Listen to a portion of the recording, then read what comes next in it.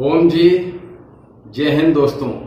आज मैं उन लोगों को ये चेतावनी देना चाहता हूं जो लोग किसी प्रकार का योगाभ्यास नहीं करते हैं, जैसे ना तो वो प्राणायाम करते हैं, ना ही वो आसन, ना मेडिटेशन, ना जॉगिंग करते हैं, ना दौड़ लगाते हैं, ना ही वॉकिंग करते हैं, ना ही साइकिल चलाते हैं और ना ही स्विमिंग ही करते हैं। ये जितने प्रकार के व्यायाम है ना, ये हमारे शरीर को स्वस्थ रखने के लिए अति आवश्यक है।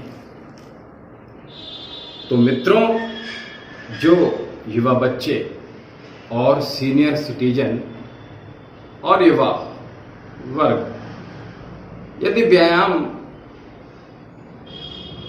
आसन, प्राणायाम नहीं करते या किसी भी तरह की फिजिकल एक्टिविटी वो नहीं करते, तो आने वाला समय आपके लिए बहुत ही दुखदाई, बहुत ही कष्ट। तो मेरा आप सभी से हाथ जोड़कर निवेदन है कि आप नियमित योगाभ्यास कीजिए, नहीं तो जिस प्रकार वर्तमान समय में जो बीमारियां फैल रही हैं, चाहे कोरोना हो, चाहे वो डायबिटीज हो, चाहे वो बीपी, लो बीपी हो, चाहे हाई बीपी हो, चाहे वो इंसोमिनिया की प्रॉब्लम हो, डिप्रेशन की प्रॉब्लम हो, रात में नींद न आने की समस्या हो, लो इम्यूनिटी हो, सर्वाइकल स्पॉन्डिलाइटिस की प्रॉब्लम हो, स्पाइनल कॉर्ड में कहीं भी कोई प्रॉब्लम, स्ट्रेस लेवल बहुत ज्यादा हाई हो गया हो, एंजाइटी हो गया हो, या घुटनों में प्रॉब्लम हो गई हो, ईर्ष्या हो, देश हो, वैमनस्य हो, या चिड़चिड़ाहट हो गई हो, तो फिर यह धीरे धीरे दूसरों के प्रति होता है। और जब आप योग की शरण में आते हैं, तो यदि हम अपने आप को पूर्णतः स्वस्थ रखना चाहते हैं, अपने आप को फिट रखना चाहते हैं, तो क्यों ना हम नियमित 1 घंटा प्रतिदिन प्रातः योगाभ्यास करें। और यदि सुबह टाइम नहीं मिलता है किसी कारणवश, तो शाम को आप योगाभ्यास ज़रूर कीजिएगा। वर्कआउट कीजिए, जॉगिंग कीजिए, दंड लगाएं, भिन्न भिन्न प्रकार के वेरिएशंस ऑफ पुशअप्स, लेकिन आप प्रतिदिन योगाभ्यास ज़रूर कीजिए। क्योंकि जिस प्रकार ये बीमारियां अभी तेजी से आगे बढ़ रही हैं, यदि हमें स्वस्थ रहना है तो हमें नियमित योगाभ्यास करना ही होगा।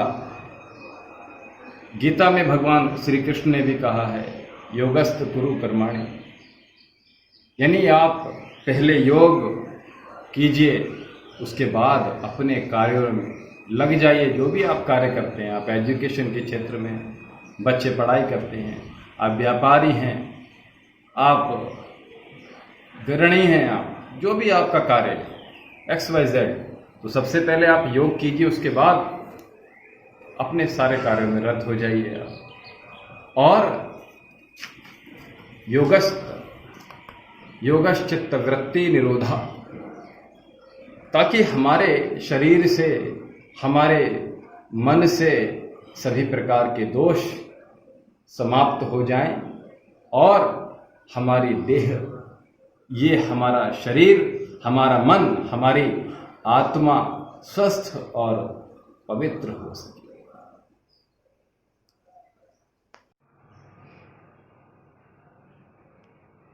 अच्छा, कुछ लोग हमारे समाज में केकड़े की तरह होते हैं, जो ना तो कुछ समाज को देते हैं, ना कुछ करते हैं। अपने ही स्वार्थ सिद्धि में वो तत्पर होकर जीवन का निर्वाह किया करते हैं और ऐसे ही अपनी जीवन की लीला समाप्त कर लिया। तो ऐसे लोगों की मैं घोर निंदा करता हूं और इस तरह के मानस वाले लोगों से हमारे समाज को अनंत हानियाँ ही होती हैं और इससे भी हमारा समाज अस्वस्थ होता है। तो ऐसे लोगों से मैं निवेदन करता हूँ कि वो भी अपने शरीर के लिए थोड़ा सा वक्त योगाभ्यास के लिए ज़रूर दें, ताकि उनका मन, विचार, बुद्धि और व्यवहार उनका अच्छा हो सके। क्योंकि देखिए, जब हम स्वस्थ भोजन करते हैं, स्वास्थ्यवर्धक भोजन करते हैं, तो हमारा विचार, हमारा मन स्वस्थ होता है। और जब हमारा विचार अच्छे होते हैं तो हमारी भाषा, हमारी वाणी, हमारा व्यवहार उत्तम होता है, श्रेष्ठ होता है। और जब हमारा व्यवहार श्रेष्ठ होता है तो हमारा परिवार अच्छा होता है, सुंदर होता है। लोग दूर से कहते हैं, देखिए ये कितना भला परिवार है। और जब परिवार अच्छा होता है तो इसी प्रकार हमारा मोहल्ला, हमारा नगर, हमारा सारा समाज, हमारा राज्य और हमारा राष्ट्र भी उन्नति करता है। और तभी तो हमारे भारत में ये कहा गया कि वसुदैव कुटुंबकम, सारा धरा ये हमारी पृथ्वी ही तो है। इसलिए प्रत्येक को हमें सींचना चाहिए, बच्चों को अच्छी अच्छी चीज़ें। जब आप अच्छे विचार होंगे आपके स्वयं के, तभी तो आप बच्चों को कुछ अच्छे विचार देंगे। जब आपके बच्चे अच्छे होंगे तो आपके बच्चे इस सारे समाज को और ज़्यादा स्ट्रांग बनाएंगे। क्योंकि ये हमारा भारत भी इस समय युवाओं की धरती है, और अगर इस धरती से युवा आहत होते हैं, युवा अगर कम हो जाते हैं, तो हमारे समाज की, न केवल हमारे समाज की, हमारे राज्य की, अभी तो हमारे संपूर्ण राष्ट्र की इसमें हानि ही है। तो आइए, अच्छा जो भोजन है उसके बारे में थोड़ी सी चर्चा करूंगा कि हमारे अच्छे स्वास्थ्य के लिए अच्छा भोजन परम आवश्यक है। और अच्छा भोजन, देखिए हम भारतवासी हैं, तो भारत में बहुत सारे वेरिएशन हैं व्यंजनों के। तो जैसे कि आजकल की जो जनरेशन है ना, बहुत सारे फास्ट फूड, बहुत सी मैदा की चीज़ें, न जाने क्या क्या, जैसे चाउमीन है, बर्गर है, पिज़्ज़ा है, समोसे हैं, kachori, bhature, macaroni, pasta, hot dog और बहुत सारी कोल्ड ड्रिंक्स, अनंत प्रकार के पैक्ड जूसेस, पैक्ड भोजन, उसके ऊपर हम निर्भर हो गए हैं, ये सब खाने लगे। तो आप सावधान हो जाइए। यदि आप स्वस्थ रहना चाहते हैं तो हमें और आप सभी को जागरूक होना ही होगा। तभी हम अपने शरीर को, अपने परिवार को, अपने मोहल्ले को, अपने नगर को, अपने समाज को, अपने राज्य को और अपने देश को, अपने राष्ट्र को हम बचा सकते हैं।